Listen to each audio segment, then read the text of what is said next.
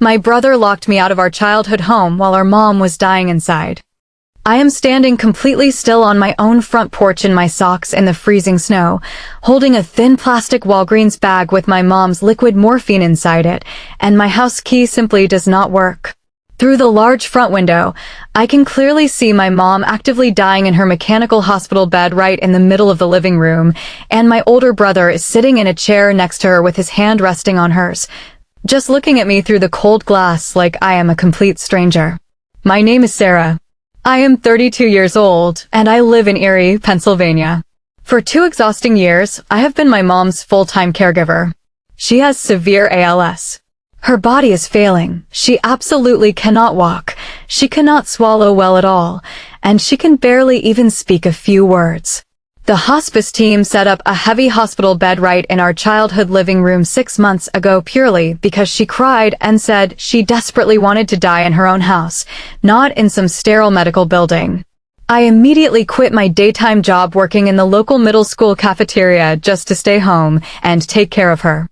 I moved all my boxes back into my old childhood bedroom down the hall. I have been sitting at the kitchen island sorting her heavy pills on the scratched countertop every single night at 8 o'clock, physically crushing them into powder, gently giving her water through a plastic straw, and physically turning her heavy body every 2 hours through the night so she does not get painful bed sores. My brother is named Jason. He is 35 years old. He lives all the way down in Tampa, Florida. He sells corporate insurance for a living. He only bothered to come home exactly twice in 2 entire years. Once for a quick Christmas dinner, and once only because my mom cried on the phone and practically begged him to come up for her birthday. Both of those times he rented a room and stayed at a nice hotel downtown because he bluntly said the house constantly smells like sickness and depressing medicine. He never sent a single dollar to help with her expensive care. He never randomly called my phone just to ask how her days were going. But he did call me last month specifically to ask if Mom had a drafted will and if the house property was listed in it. 3 days ago, the hospice nurse pulled me aside and quietly said she has maybe 1 week left. Maybe even less than that. I picked up the phone and called Jason. I told him Mom is actively asking for you to be here. He sighed heavily and said I will try to see if I can get a decent flight. He showed up yesterday morning dragging a heavy suitcase and holding hands with a girlfriend I had never even met or heard of before. He walked through the front door, hugged Mom in her bed, fake cried for about 5 minutes straight, and then immediately turned around and asked me where Mom's legal paperwork is kept. Last night, he and his random girlfriend were standing in the kitchen aggressively arguing about the house while Mom was actively dying exactly 3 feet away from them. I was sitting on the edge of the bed holding the blue plastic basin the nurse gave me because Mom was terribly choking on her own saliva and could not breathe. My brother was whispering loudly, saying the house is easily worth $220,000 cash. We should just sell it fast and split the money right down the middle. His girlfriend was leaning on the counter saying we could easily fix it up and Airbnb it for passive income. They were doing all of this right out in the open, while the wooden crucifix on the wall and the old smiling family photo on the nightstand made the entire room feel incredibly cruel and suffocating. That is exactly when the realization hit me. I realized they were not fighting out in the open because heavy grief made them messy. They were fighting like that because they honestly thought I was way too tired and broken to actually stop them. This morning, the hospice doctor called in a higher dose of morphine to keep her comfortable. I quickly drove down to Walgreens to pick it up. I was gone for exactly 20 minutes. When I came back up the icy steps, the deadbolt on the front door was completely changed. I put my key in the slot and tried to turn it. It just spun uselessly in the metal cylinder. I knocked hard on the heavy wood. Jason slowly opened the door about 2 inches, keeping the heavy metal chain locked on the inside. "You cannot come in right now," he said, keeping his voice low. "Mom is resting quietly. You are stressing her out way too much, and you have just been way too emotional lately." I stared at his face and said, "This is my actual house. I live here. I am her full-time caregiver." He shook his head and said, "Not anymore. I am her eldest son. I am taking over the care now, and you already said your goodbyes." I could see Mom lying in the bed right over his shoulder. Her tired eyes were wide open. She was looking directly at me through the crack in the door. She was struggling, actively trying to say something to me. Her frail hand was visibly reaching out toward the doorway. I did not start screaming at him. I did not immediately pull out my phone and call the police. I just turned around and sat down on the wooden porch swing in my socks in 20-degree weather, tightly holding that white pharmacy bag. I just sat there and let the freezing cold physically burn my bare feet because I desperately needed to feel something other than the crushing weight of what I felt inside my chest. I sat there and felt exactly what it feels like to be completely erased from your own home while your mother is still alive inside it. I had one massive thing that Jason absolutely did not know about. When Mom first got her terrible diagnosis a year and a half ago, she went to a lawyer and made me her official healthcare proxy and her durable power of attorney. Not Jason. Me. She did it because I was the only one who actually showed up for her. She legally signed it with the strict hospice social worker sitting right there as an official witness. She also made a short video on my cell phone that same afternoon. She looked into the camera and said, "Sarah, if anything happens to me, if your brother ever tries to swoop in and take this house, play this video." She was already slightly slurring her words back then, but you can hear her instructions perfectly clear. I also had the thick hospice binder. Inside that heavy binder, sitting half open on the table right beside Mom's medication cup, was a specific page they had both completely pretended not to notice while they were arguing in the kitchen. It was the official care directive. The top line clearly said primary caregiver and decision maker, Sarah Miller. The bold print right below it said absolutely no one else is allowed to make any changes to house locks, medications, or visitors without her explicit verbal consent. I called the hospice hotline first, not the local police. I told the operator my brother literally locked me out in the snow while my mom is actively dying inside without her pain medicine. The head nurse got on the phone and said that is elder abuse. We are driving over right now. Then I dialed the police. 2 uniformed officers pulled up to the curb. Jason confidently opened the door for them and said, "This is my sick mother's house. My sister is mentally unstable and causing a scene." I stood on the porch and quietly showed the officers my legal power of attorney, the signed care directive, my state ID that clearly says I legally live at this exact address, and the video on my phone where my mom explicitly says, "If Jason ever comes back and tries to lock Sarah out, call the police immediately. This is Sarah's house as long as I am alive." The 2 police officers stepped forward and made him open the door entirely. They stood over him and made him physically unscrew and remove the brand new shiny deadbolt he had just bought at Home Depot that morning. The yellow paper receipt for the lock was still sitting right there on my kitchen counter. I walked right past him in the hallway.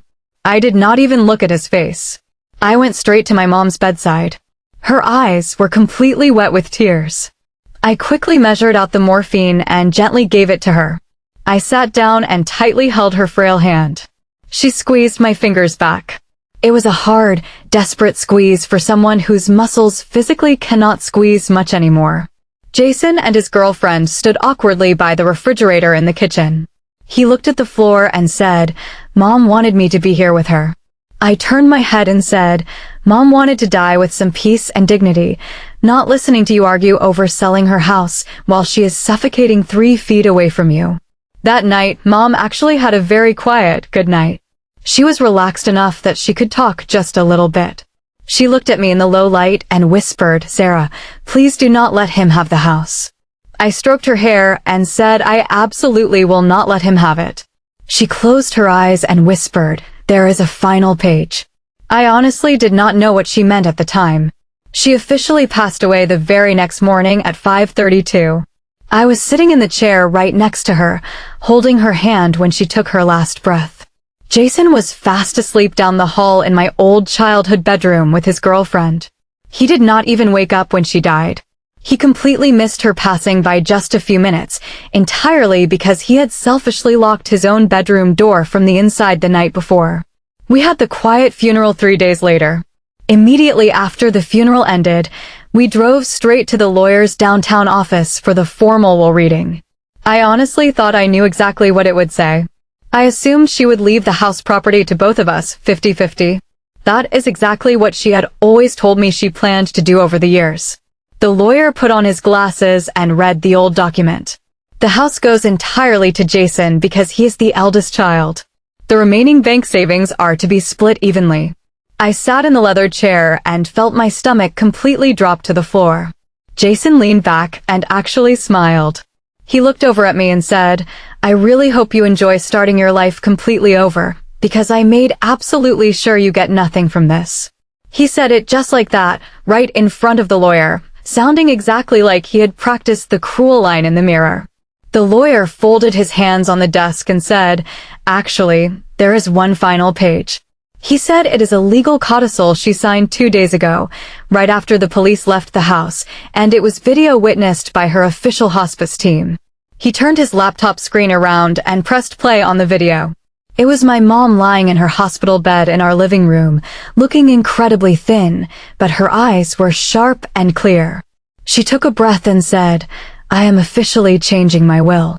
Jason changed the locks and locked Sarah out of the house in the freezing cold while I was actively dying inside just to try to take it from her.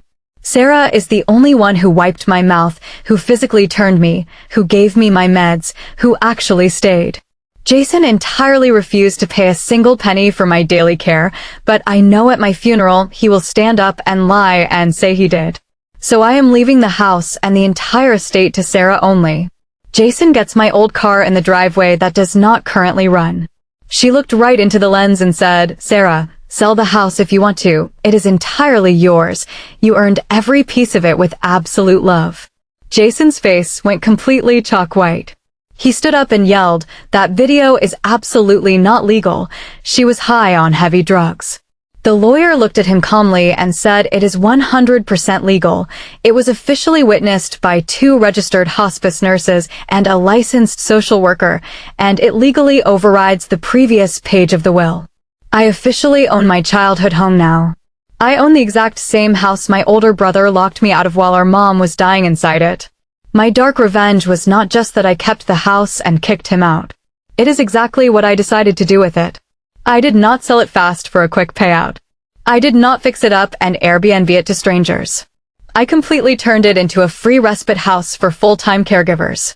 It is for people exactly like me, who quit their entire lives and jobs, move back into their childhood bedrooms, and get completely erased by their own families. It is totally free. They can come and stay for 2 full weeks to finally rest while their loved one is safely in a hospice facility. They get warm meals provided, and they get a visiting nurse who actually checks on their mental health. I proudly painted the sign and called it Linda's house, directly after my mom. Jason actually had the nerve to text me and ask if he could stay there for a weekend once, because he was passing through town for a meeting. I texted him right back and said no. I told him this house is strictly for people who actually show up for their families. I told him you had exactly 20 minutes while I went to get pain medicine, and you used that time to change the deadbolt. You missed our mom's actual death by mere minutes because you locked your own bedroom door to sleep. You absolutely do not get to sleep in this house ever again. He left me alone after that. My mom's broken car that does not run is still sitting right there in the driveway. I purposefully keep it parked there so every single time I come home and walk up the steps, I remember that she tried to fix the massive wrong at the very end with one final page, because she clearly saw what he did through that living room window while I stood in my socks in the freezing snow holding her pain medicine. That was the absolute difference between us. I was standing freezing on the outside, desperately trying to get back in just to ease her pain. He was sitting comfortably on the inside, desperately trying to keep me out just so he could take her house.